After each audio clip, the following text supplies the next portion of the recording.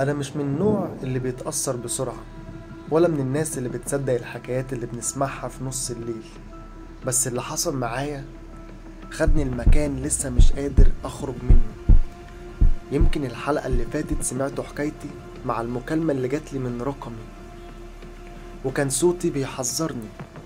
أنا كمان افتكرت إن قفلت الموضوع، حاولت أنسى أرجع أكمل حياتي، لكن الظاهر إن الحكاية دي ما كانتش مجرد مكالمة.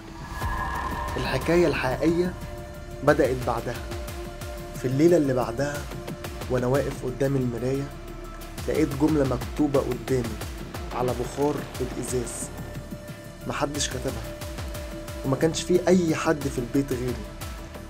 الجملة كانت بسيطة بس مرعبة: ما تفكرش إنك هتهرب. وقتها ضحكت أوي، فكرت نفسي بهلوس أو يمكن نمت واقف قدام المراية، لكن ده كان مجرد بداية.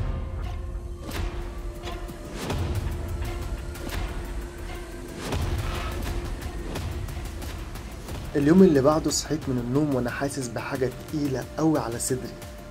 قبل حتى ما أغسل وشي دخلت الحمام ولقيت جملة تانية مكتوبة على المراية، لكن المرة دي الكلمات كانت أوضح: هتشوف كل حاجة الليلة.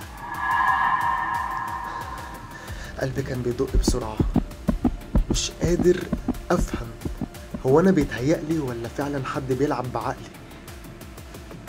أنا لسه واقف قدام المراية، لمحت اسم مكتوب،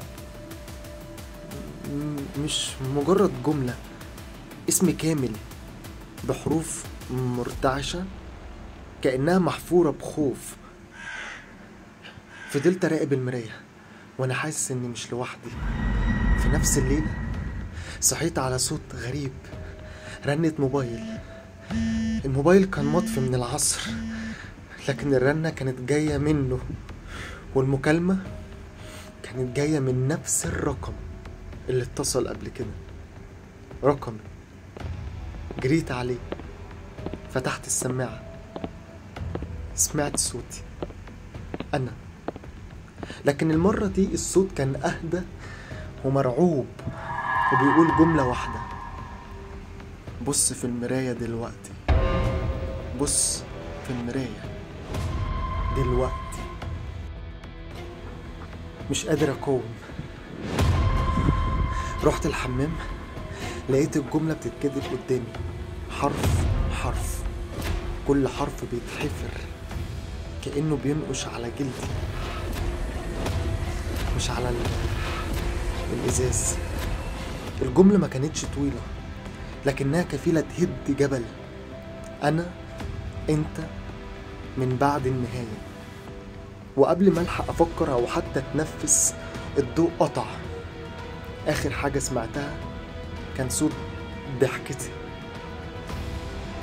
أنا، لكن من جوه الموبايل، مش من جوه قلبي.